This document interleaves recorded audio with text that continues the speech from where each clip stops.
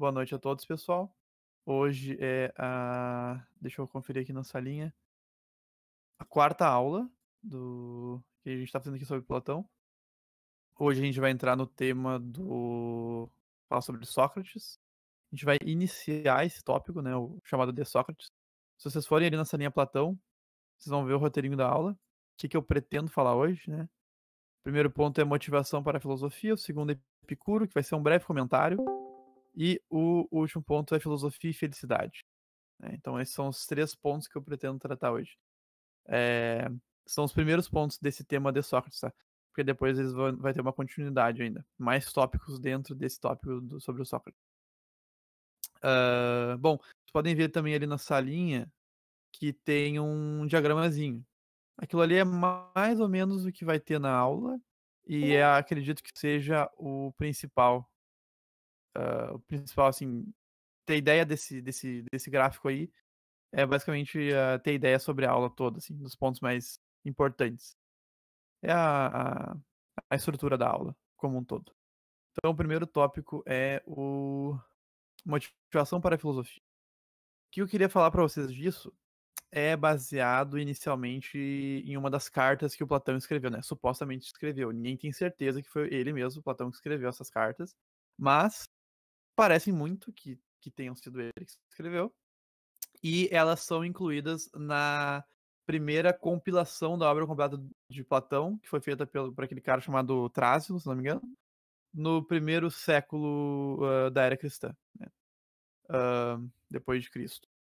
Então, a primeira compilação da obra completa de Platão, a mais antiga de todas, inclui nela essas cartas, tá? Então, isso que eu quero falar inicialmente se baseia na carta 7, que é a principal carta, primeiro porque é a que trata de temas mais importantes, segundo porque é a maior, ela é muito maior que todas as outras cartas juntas. Então eu acho que a carta 7 é a uh, mais influente e importante de todas as cartas, né? Na carta 7, o Platão ele nos revela alguns motivos do porquê que ele foi para o caminho da filosofia, né? E isso reflete ao nome do título desse tópico que a gente está iniciando agora, que é a motivação para a filosofia. Então, essa explicação do Platão, né, a explicação pessoal dele, que ele escreveu, literalmente, né, através de uma carta, não é um diálogo, é uma carta, né, que ele escreveu,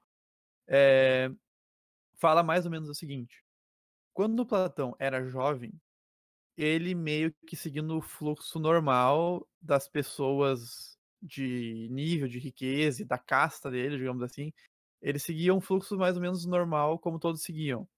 Todos que compartilhavam esse mesmo nível que ele, digamos assim. Que é pensar em ter um futuro na política. Ser político. Era o fluxo natural para esse pessoal aí. Tá? E ele caminhava para isso, né? Para se tornar político, desde a infância. A questão é que Platão viu que a política da época, a política que existia na época dele, lá em Atenas, era meio frustrante. Não era o que ele estava esperando que fosse. Né? Quando ele começou a ver como é que era a política da cidade lá. Um exemplo máximo para o Platão do que era a política da época dele foi uma questão de que o governo dos 30 tiranos, que para quem não sabe é um governo de oligarquia que teve em Atenas, composto por 30 pessoas, 30 cabeças lá, que eram chamados dos tiranos, né? Então eram uns 30 legisladores, digamos assim. E esses caras, esses 30 governantes dessa tirania que aconteceu lá em Atenas, na época do Platão, eles tentaram incriminar o Sócrates, que era um cara muito próximo do Platão, como a gente já sabe, né?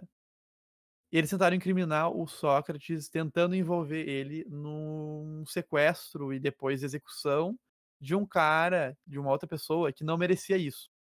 O Sócrates, virtuoso como era, ele se negou a participar disso, desse sequestro desse cara injustamente. Né? Então o Sócrates aí já deu um exemplo de virtude porque ele se negou a participar disso. Deu um jeito de não participar desse esquema que tentaram empurrar para ele. Né? A gente vai entender um pouco melhor disso quando a gente for falar do Apologia de Sócrates, porque lá a gente tem referências diretas a isso. Né? Mas depois dessa tentativa que falhou, né, dessa tentativa desse governo de incriminar o Sócrates, que era muito próximo do Platão, e o Platão tinha muita estima por ele, todo mundo sabe disso. Talvez a maior estima de todas fosse essa que a estima que o Platão tinha de maior valor por qualquer ser humano era a Sócrates. Platão, inclusive, considerava que Sócrates fosse o homem mais justo do seu tempo. Ele diz isso nessa carta, né? Então, depois que essa tentativa de influenciar, de incriminar o Sócrates falhou, o governo dos 30 já acabou, né? Foi derrubado, essa tirania. Mas aconteceu que o Sócrates foi acusado e julgado, depois, né, a gente vai ver também isso no Apologia de Sócrates. Ele foi acusado e julgado por supostamente corromper a juventude de Atenas e por ser uma pessoa não honrada, né? Foi acusado de impiedade, o que é completamente contrário ao que Sócrates realmente era, pelas palavras de Platão, né? Então esses dois eventos, né? A primeira tentativa da política de incriminar o Sócrates e depois essa acusação e julgamento do Sócrates completamente infundada que aconteceu, né? Essas duas coisas envolvendo Sócrates. E isso influenciou muito Platão. Platão ficou muito frustrado com esse esquema político sujo e corrupto. Eu me lembrei uma coisa que eu não iniciei aqui o cronômetro, mas não tem problema, porque a gente vai acabar exatamente às 10h55, então é só me lembrar disso. Agora, pessoal, como eu falei isso aí, e isso que eu falei é baseado na carta 7, eu queria ler rapidinho uma parte aqui da carta 7, porque isso é um texto literal escrito pelo Platão, para vocês entenderem um pouco melhor dessa parte. É um trecho curtinho aqui, que eu acho importante ler para vocês. Então diz o seguinte na carta 7, tá? Escrita pelo próprio Platão. Quando eu era jovem, experimentava o mesmo que muitos outros experimentavam. Pensava em ingressar imediatamente na vida pública, no exato momento em que me tornasse meu próprio senhor. Aconteceu, entretanto, segundo descobri, que ocorreram certas alterações nos negócios políticos. Aí o Platão vai narrar esses eventos que eu comentei com vocês, né, da vida política que frustrou ele. Né? Sobre o governo dos 30, ele diz o seguinte: eu imaginei que eles iriam governar o Estado tirando da vida da injustiça e colocar na vida da justiça. Né? Então o Platão imaginou isso. Mas aconteceu que o velho amigo, né, ele diz, o meu velho amigo Sócrates, a quem eu não hesitaria em classificar como o mais justo de todos os homens vivos daquela época. Então vocês podem ver que o Platão realmente pensava assim sobre Sócrates, né? Ao tentarem fazê-lo integrar com outros, o grupo enviado para prender, empregando a força, um certo cidadão para que fosse executado. Né? O que visavam era que ele, voluntário ou involuntariamente, participasse das ações deles. A isso, porém, ele se recusou. Né? O Sócrates se recusou a participar desse negócio aí dos 30 tiranos, essa coisa injusta dos 30 tiranos, como eu comentei com vocês. Né? Ao assistir a todas essas ações e outras de não menor gravidade, senti-me indignado e recuei diante das práticas viciosas em curso. Então ele escolheu não adentrar a esse fluxo político maligno e injusto que estava acontecendo na frente dos olhos dele. Ele escolheu não entrar na política, né? Depois de pouco tempo, porém, o poder dos 30 tiranos foi derrubado e com ele todo o governo então vigente.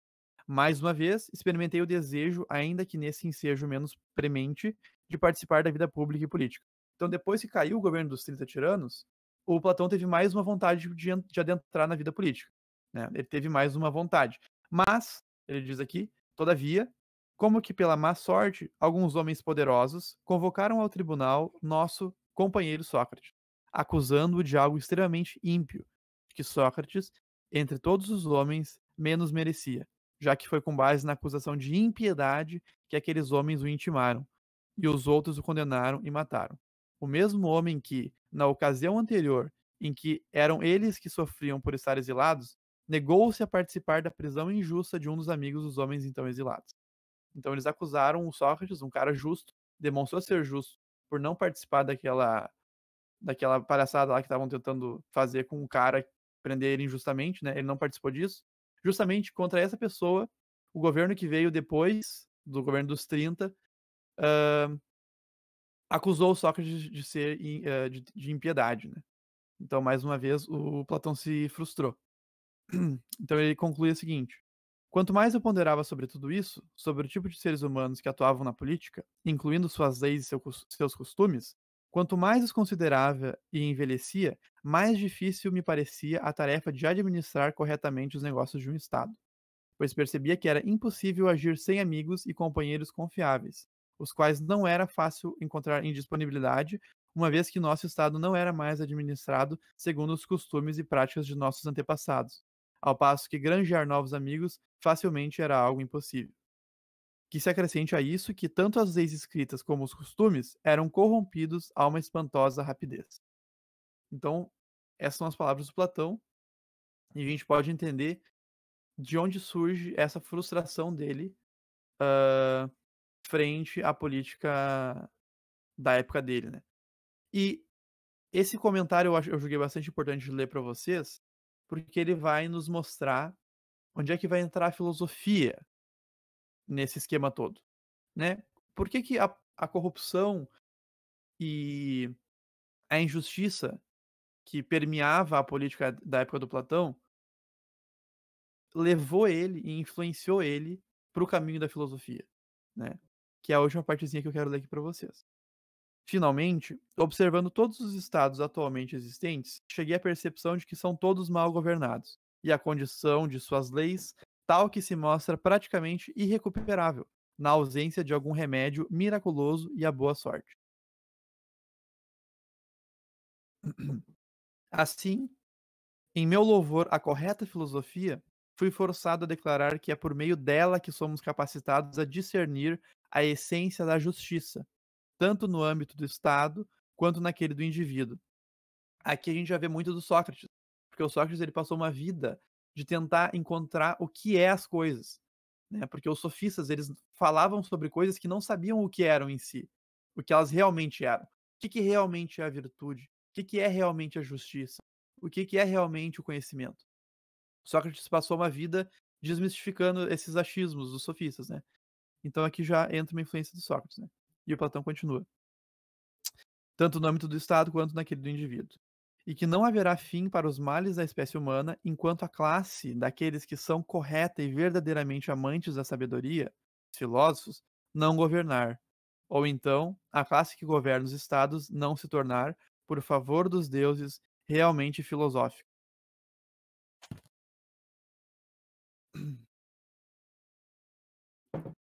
Então vocês podem ver que o Platão, frente a essa calamidade da política atual da época dele, ele raciocinou que o que precisaria ocorrer seria entender novamente ou buscar compreender o que que é a justiça e quais são os princípios verdadeiros para que isso servisse de remédio para a ação dos políticos daquela época. E qual é a maneira de ou a arte, né, de procurar o que são o que que é a essência das coisas. É para Platão a filosofia. Porque a filosofia é justamente esse amor à sabedoria, o amor a o amor em busca desse conhecimento verdadeiro sobre a essência das coisas, né? E com base nesse conhecimento da essência das coisas, dessa sabedoria, eu posso refletir essa sabedoria, esse conhecimento nas minhas ações e ser uma pessoa virtuosa, porque eu sei o que é ser justo. Sabendo o que é ser justo, eu posso ser justo, praticar isso. Sendo justo, eu posso ser um bom político. Vocês estão entendendo então, como é que uma coisa se encaixa com a outra? É mais ou menos por aí. Alguém tem alguma dúvida até então? Ou algum comentário?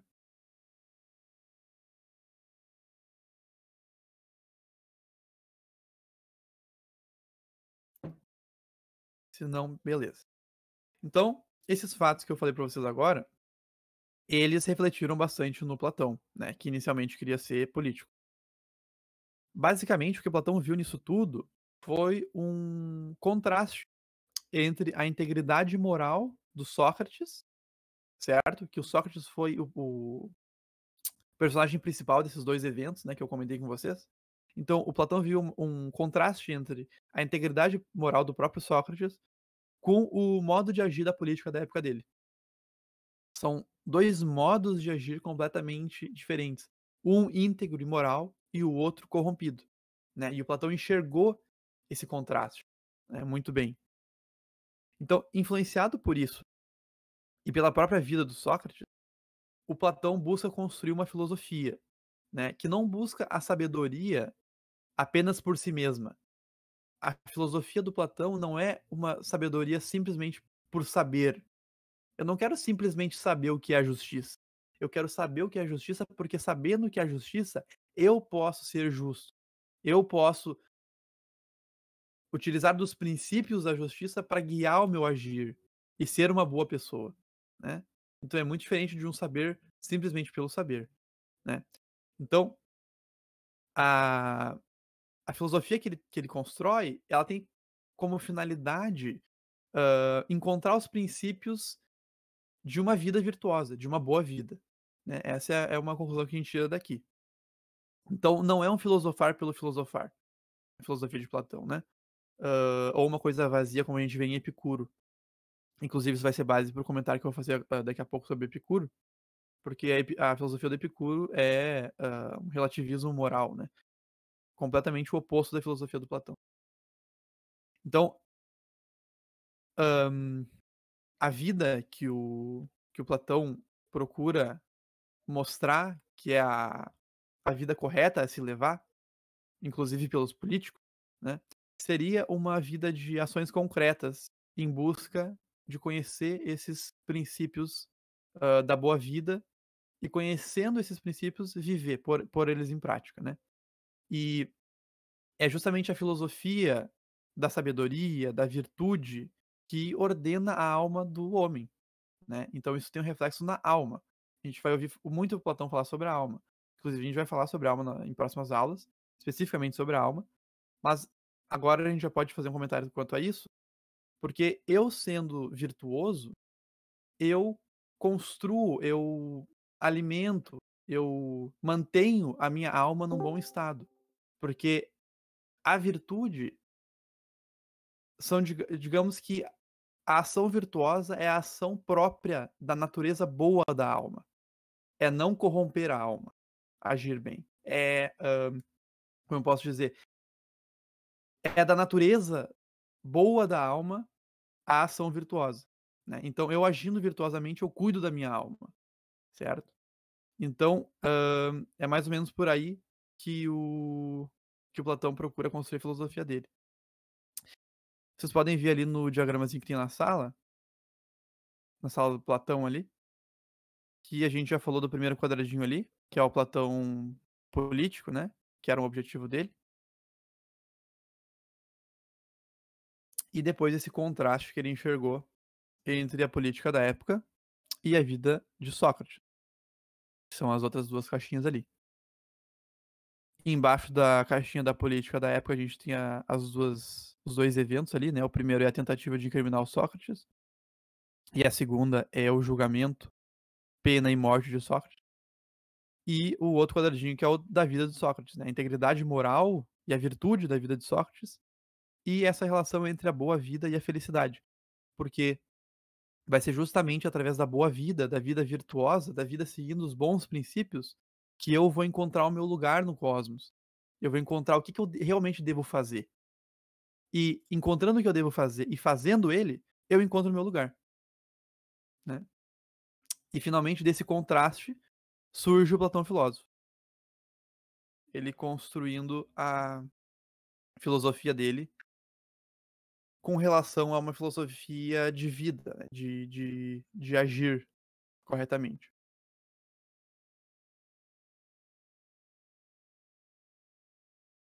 Dessa relação de filosofia e vida, né, de um saber que se manifesta nas nossas ações, a gente pode ver a virtude não como um fim em si mesmo, certo? A virtude não é um fim em si mesmo, mas eu ajo virtuosamente, porque isso é o meio para o meu verdadeiro fim, para o meu verdadeiro lugar no cosmos. Eu não procuro simplesmente a sabedoria por procurar a sabedoria, mas porque isso é um meio para que eu encontre o meu lugar no cosmos, o meu etos, né, que é a própria felicidade, seria o fim.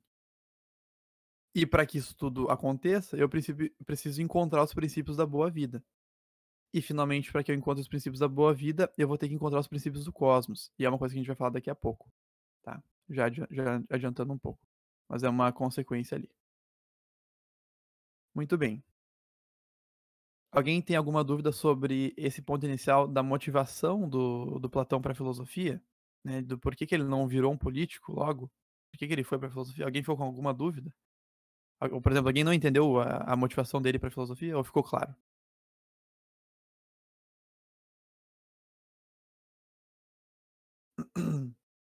Se alguém puder responder se ficou claro.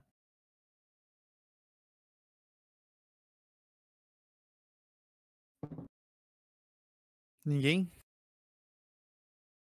É melhor se vocês interagirem, a aula fica mais divertida. Se ninguém quer falar nada, tudo bem. Nenhum comentário também? Ficou claro? Perfeito. Então tá bom. Então tá, agora eu vou fazer um breve comentário sobre o Epicuro, que eu achei interessante, porque eu comentei ali, né, que a filosofia do Platão não é como a do Epicuro, e é interessante porque o Epicuro ele veio logo depois do Platão. Eu acho que eles não chegaram a viver nos mesmos anos, mas o Epicuro foi um pensador que veio alguns anos depois do Platão, pelo menos a filosofia dele. E ela contrasta muito com a de Platão. E esse contraste ele pode nos ajudar a entender um contraste entre o próprio Platão e a política da época dele, que é o que a gente comentou agora, e também, de certa maneira, um contraste entre o Sócrates e os sofistas que ele interagia durante a vida dele, né? Então, basicamente, agora no ponto 4.2, né, sobre Epicuro, o Epicuro era um materialista. Tudo pro Epicuro era matéria, né, materialidade. O corpo, a alma, os deuses, né? Aí tu se pergunta, pera, os deuses são materiais? Então, como é que eles duram muito tempo, né? Como é que eles duram por grandes períodos de tempo? Basicamente seria porque eles são mais rarefeitos. Eles têm uma matéria menos densa, portanto eles perduram por mais tempo. Isso é a teoria do Epicuro, tá, pessoal? Vou fazer um contraste com Platão, né? Além disso, pro Epicuro a matéria é eterna. A matéria em si mesma é eterna. Nesse universo material do Epicuro, sentido ou propósito ou uma verdadeira causa final para o homem fica sem apoio, sem base, né? Surge o relativismo, porque tu não tem nenhum elemento que consiga transcender a vida atual, a vida temporal, a vida material, certo? Então, tu perde esse elemento. Então, sem esse elemento, tu tem uma relativização ética. Tu não vai ter mais aquilo que a gente comentou agora de encontrar os princípios da boa vida com base nos princípios do cosmos, que eu coloquei ali naquele gráfico da aula. Tu perde isso.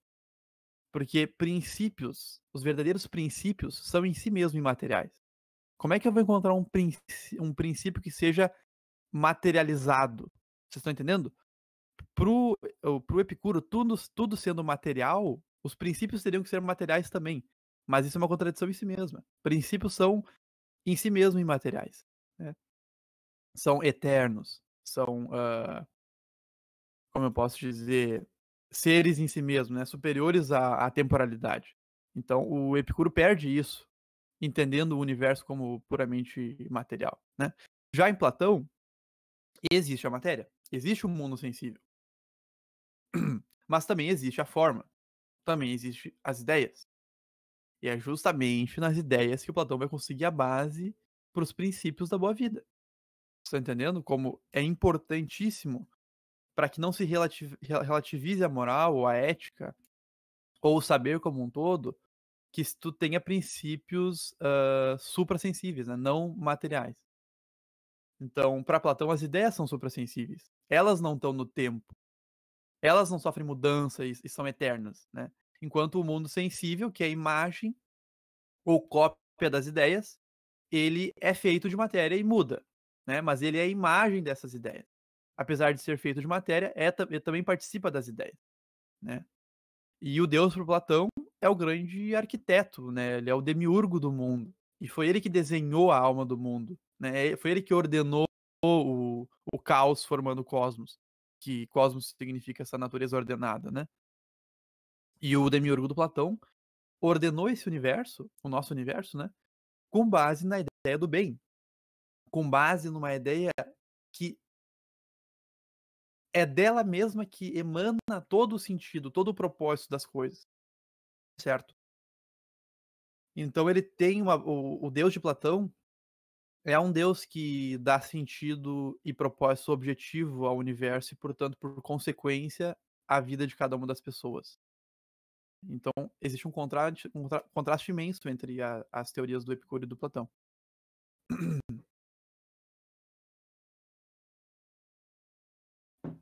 Uma outra coisa é que em Epicuro, os deuses, eles são filósofos que vivem conversando e contemplando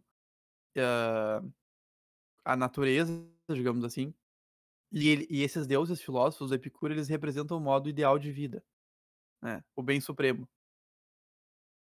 E o que emana desse modelo ideal de vida é um modelo ideal de vida baseado nos prazeres, certo? Esses, esse é o modelo ideal de vida porque esses deuses filósofos, eles não têm medo de nada e eles passam o tempo inteiro contemplando a natureza, obtendo prazer material, né? E se esse é o modelo de vida, então nós também temos que procurar o prazer. Sentir o prazer pelo prazer, né? Como coisa mais importante das nossas vidas, né? E é daí que surge o que é conhecido como Jardim das Delícias, do Epicuro, né? Porque se esse é o modelo ideal de vida, então o Epicuro e os amigos filósofos dele, né, filósofos, eles tentam replicar isso na vida deles e ao mesmo tempo que eles replicam isso na vida deles, né, de ficar contemplando a natureza, obtendo prazer material, eles ainda devem ser vistos como pessoas honradas, porque esse é o modelo ideal de vida. Então é uma completa inversão de valores, entende? Porque em Platão, o prazer tem um papel secundário, né? Falando assim, dando crédito pro prazer ainda, né? O prazer tem papel secundário, porque o que interessa mesmo pro Platão é ser virtuoso, é ter uma boa alma, né? Uma grande alma, ser honrado, ser justo, buscar conhecer, autocontrole, ser piedoso, ser religioso, cuidar da tua própria alma e da alma do próximo. Isso é o que importa para Platão, e não o prazer, né? O prazer é da parte inferior do ser. O que é da parte superior do ser, e o que realmente importa para o ser humano, para o ser racional, é a alma. É esse cuidado da alma, né? Porque é a partir da alma que a gente deixa de ter uma vida sem sentido, que não vale a pena ser vivida, né? Porque é a própria alma que de certa maneira faz com que a gente tenha frutos que transcendam a nossa própria vida. Porque a alma é a nossa parcela que, no caso, seria a transcendência do tempo, né? A nossa alma, quando o nosso corpo morre, a nossa alma ainda iria para um outro lugar. Então é através da alma que a gente consegue ter uma transcendência de uma vida que seria banal se não fossem os princípios suprassensíveis e a existência da alma, né? Porque a vida ficaria presa na materialidade e não conseguiria transcender, né? Então, em Platão, a gente já tem essa primeira filosofia que consegue, de uma certa maneira, transcender o tempo através da alma, do cuidado da alma. Então, eu julgo isso bastante importante. Não sei se alguém tem um comentário, alguém que já tem estudado Epicuro aí, pode comentar se tiver interesse.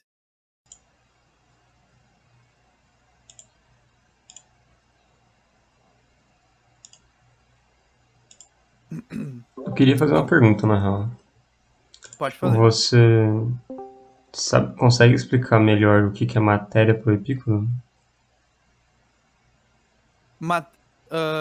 Olha, eu estudei Epicuro faz bastante tempo já. Mas basicamente seria aquilo que compõe tudo que existe, né? Seria a substância primária de tudo que existe, todas as coisas. Se tu pensar, digamos, né? Vou dar um exemplo bem forte. Se tu imaginar um elefante com duas cabeças e tu me perguntar para Epicuro, essa imaginação de um elefante com 2 cabeças é composto de matéria? Tem materialidade? A resposta seria sim, porque o princípio é o de que todas as coisas têm materialidade. Então, para Epicuro, esse elefante de 2 cabeças, ele existe em algum lugar, mas com um nível mais rarefeito de matéria, né? Porque ele é pensamento, então ele tem menor densidade material, digamos assim, que tu mesmo, né? Mas a matéria seria justamente essa substância primeira que existe, que dá existência a todas as coisas, né? E ela é a base sozinha da existência das coisas, né? Então, se tu tiver um pensamento, uma imaginação, um sentimento, tudo isso é matéria no fim das contas. Não sei se é porque eu não estudei isso antes, mas parece meio confuso pra mim que tem uma ideia meio diferente de matéria. Porque eu não sei se isso Aham. que você tá falando de.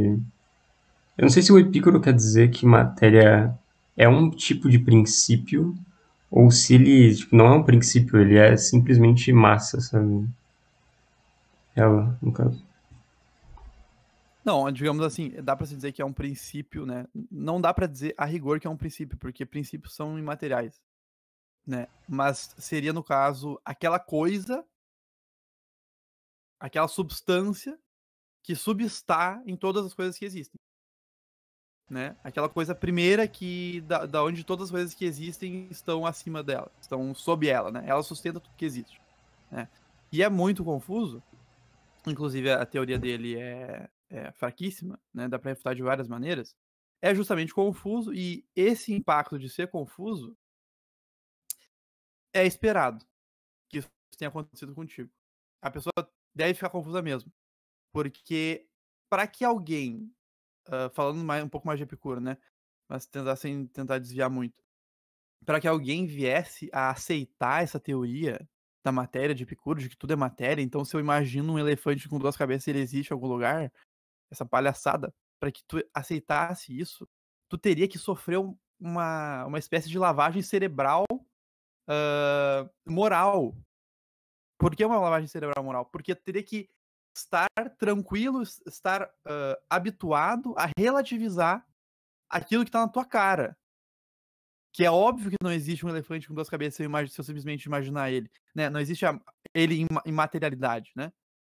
Então, para que os seguidores do Epicuro conseguissem seguir ele, eles tinham que relativizar a verdade que estava na frente deles, né? A verdade da realidade, né? Eles relativizavam, se habituavam a relativizar isso, né? Através de diversos processos lá que eles faziam, mas eles ficavam tranquilos com relativizar as coisas, e a partir dessa relativização, aí sim tu consegue aceitar uma coisa dessa, entendeu? Primeiro tu relativiza a realidade, tu abre margem para essa relativização, e essa relativização te dá suporte para que tu possa acreditar nessa teoria sobre as coisas, né? Essa teoria cosmológica do Epicuro. Então, se tu primeiro ouvir falar da teoria cosmológica dele, tu se espanta. Mas se tu tivesse lá com ele e sofresse os processos que eles faziam, os processos práticos de banalizar a vida, banalizar a moral, banalizar as virtudes, e tu praticasse isso, tu acabaria com a conclusão seria que tu acabaria também relativizando a própria realidade. E com base nessa relativização da realidade, aí tu seria capaz de aceitar o que ele te propõe acerca da cosmologia, né, do que as coisas são feitas. Entendeu? Era mais ou menos assim que se fazia isso. Porque Mano, é um absurdo mesmo. esse negócio do elefante de 2 cabeças existe só se eu pensar nele. É tão esdrúxulo que tem até cara de espantalho, velho. É sério isso mesmo? Essa é a conclusão do argumento do Epicuro, velho? É sério. O próprio É Platão sério. fala isso? Oi? O quem fala isso é o Não, próprio Platão? não, gente, olha só, olha só. Isso é só um comentário meu sobre Epicuro, fazendo um contraste com Platão, né? Porque, como eu Uhum. disse antes, Epicuro veio depois de Platão, Ah, tá, entendi. né? Então isso aqui não é Platão falando de Epicuro. É que na minha cabeça o Epicuro era um pré-socrático, na real. Aparentemente não. Não. ah, deixa eu conferir aqui. Ó, o Epicuro Epicuro nasceu em 341 a.C. Tá bem? Ele viveu depois mesmo, ele foi contemporâneo de Aristóteles. Uhum. E o Platão nasceu no ano 428 a.C. Então eles são de, digamos, uma geração, né? De distância. Então, como eu tinha dito antes, o Epicuro veio depois do Platão. Então isso é só uma. Isso que eu tô fazendo aqui é só um comentário, um contraste entre as duas teorias, né? Porque é um contraste muito grande, fica fácil de entender a, a grande diferença e o grande absurdo que é a teoria do Epicuro, tendo uma boa teoria filosófica como é a de Platão. Né? E aí tu consegue enxergar um valor maior ainda em Platão, frente a tanta bobagem que existiu com outros pensadores ao longo da história. Aliás, esse teu exemplo do elefante de duas cabeças existe só por eu pensar nele, me lembrou bastante aquela tentativa de resposta do Tomás de Aquino ao argumento, aquele argumento ontológico do Anselmo, sabe? Da ilha, da ilha perdida, que se você pensar nela existe. Não sei se você já viu, mas me lembrou bastante. Já ouvi falar, mas não estudei. É, me lembrou um pouco. Mas é isso mesmo. Então, o interessante de falar desse contraste entre as duas teorias é porque, veja bem, o Epicuro era um relativizador, né? Ele relativizava as coisas. E ele se baseia, obviamente, em pessoas que vieram antes dele. Então, muito do que Epicuro fala se baseia em sofistas, que o próprio Sócrates refutou. Então, as coisas se interconectam, entendeu? Então, a teoria que veio do Epicuro depois da teoria do Platão, ela nasce morta, porque a própria teoria do Platão refuta essa teoria do Epicuro, certo? Então, isso é uma curiosidade interessante. E uma outra coisa interessante é para vocês terem uma ideia de como é que uma pessoa, um ser humano, mal orientado e com base em princípios ruins, né? E talvez até uma pessoa má, não sei, né? Qual que foi, por que ele montou essa teoria?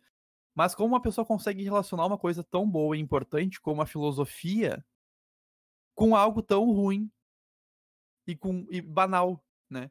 Como uma vida sem propósito real, uma vida de prazer material, né? Materialidade, uma vida de contemplar a natureza simplesmente por contemplar para obter prazer, né? Que foi o que Epicuro fez, né? Relacionar a filosofia com isso. Então, eu acho esse exemplo bem interessante e em contraste com a teoria do Platão. Alguma dúvida aqui desse ponto, pessoal?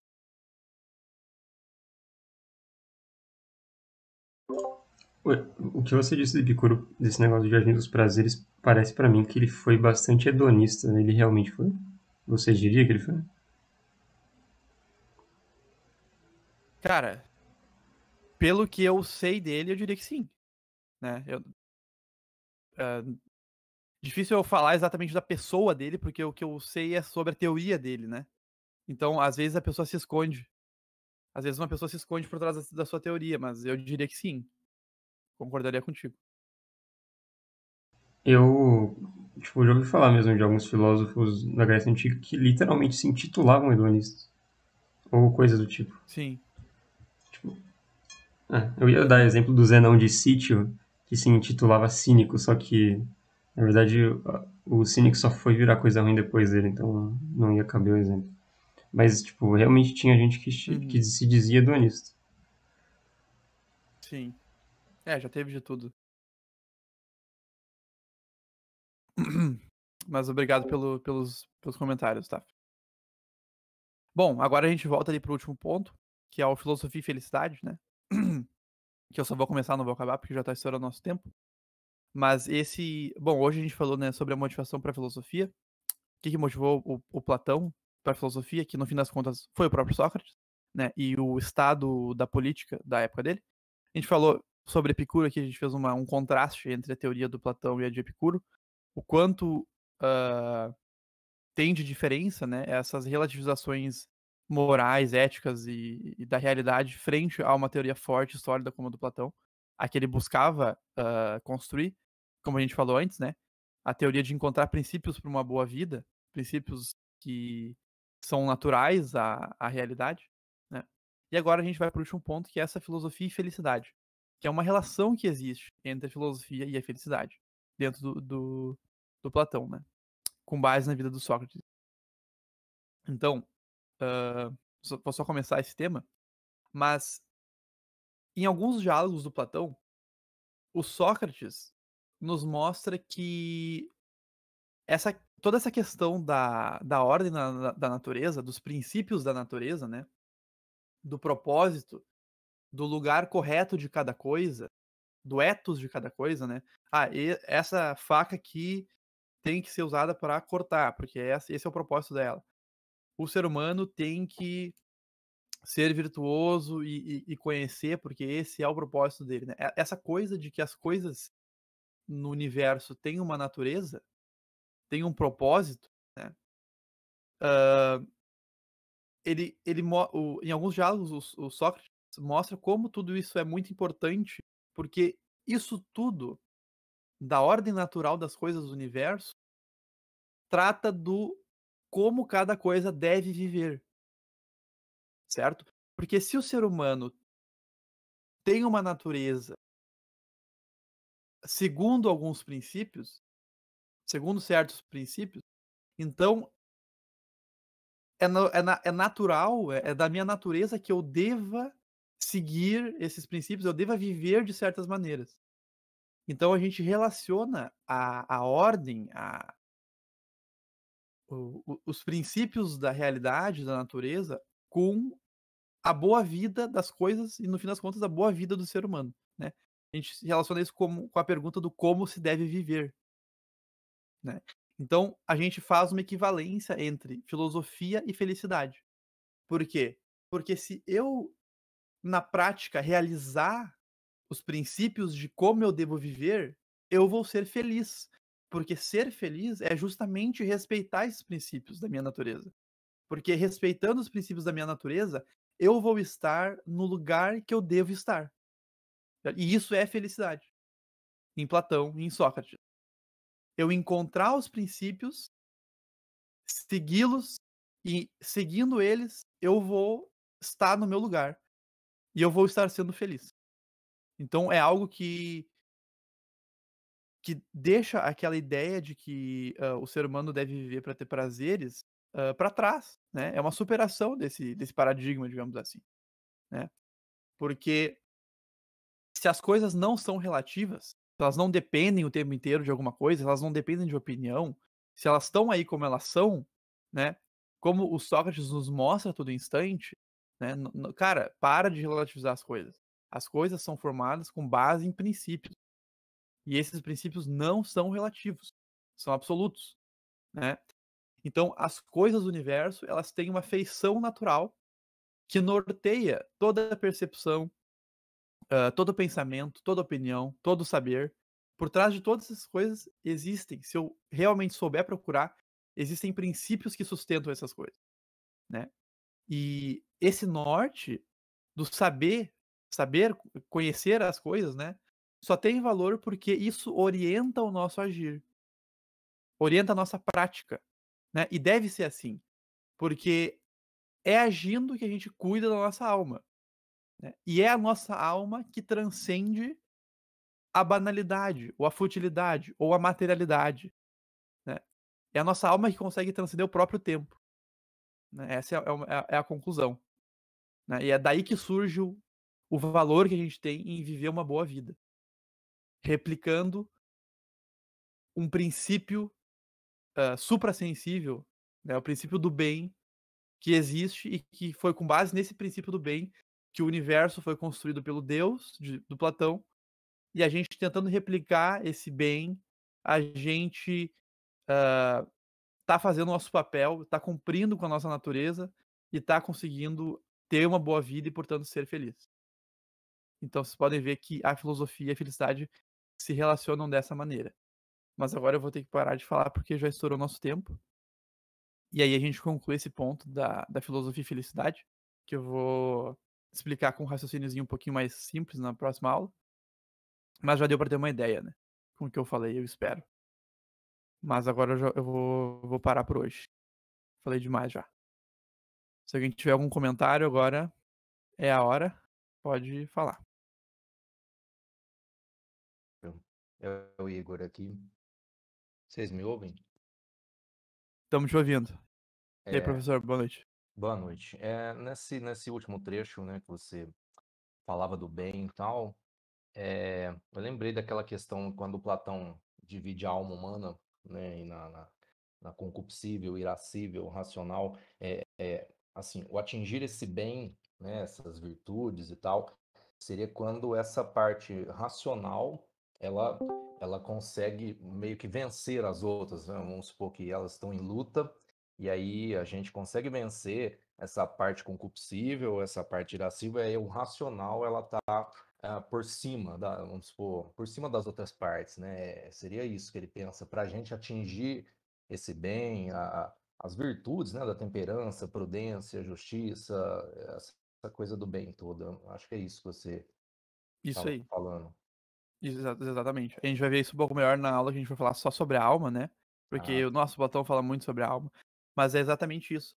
Por quê? Porque o ser humano, tendo essas três potências da alma, né? Como tu falou agora, ele naturalmente tem uma hierarquia de importância e de valor. A mais importante é a racional, certo? E é justamente na racional que se dá a nossa virtude e que se dá o nosso saber, certo? Então, uma boa vida não é uma vida que vai, digamos assim, descartar as outras partes da alma, né? Isso não seria, como eu posso dizer, isso não seria harmonioso, porque nós temos uma alma completa, né? Cuja uma parte dela é superior às outras. E por ser superior, naturalmente deve comandar as que estão embaixo, certo? Isso é dizer que ela é superior. A de cima deve governar as de baixo. E no momento que a de cima governa as de baixo, tem uma hierarquia. Uma hierarquia que está sendo respeitada pelo ser humano. E com base nessa hierarquia que está sendo respeitada, né, de uma alma que governa as demais, uma parte da alma que governa as demais partes, tu tem finalmente uma harmonia, certo? E é dessa harmonia que tu vai conseguir ser uma pessoa virtuosa. Porque tu não vai deixar de ter fome de vez em quando, né? Que é uma característica do ser humano. Tu vai sentir fome, mas aí tu vai se alimentar. Mas aí tu vai se alimentar comendo de mais, de menos ou comendo na medida certa? Comendo só o necessário. Qual que tu vai fazer? Porque se tu não utilizar a tua racionalidade, talvez tu coma demais. Se tu comer demais, a tua alma superior, a tua alma racional não vai ter governado as outras, certo? Se ela tiver governado as outras, se houver uma harmonia, tu vai te alimentar na medida correta e se alimentando na medida correta, tu vai ter feito exatamente o que tu devia fazer, né? A alma racional terá governado as outras. Tu não vai ter descartado a alma concupiscível, nem a irascível, mas tu vai ter tratado elas da maneira com que tu deve tratar, formando uma harmonia, né? E aí sim as coisas estão fluindo como devem fluir. É isso aí. Esse é o meu comentário. Não sei se ficou claro. muito, muito bom. Boa noite, pessoal. Fiquem bem.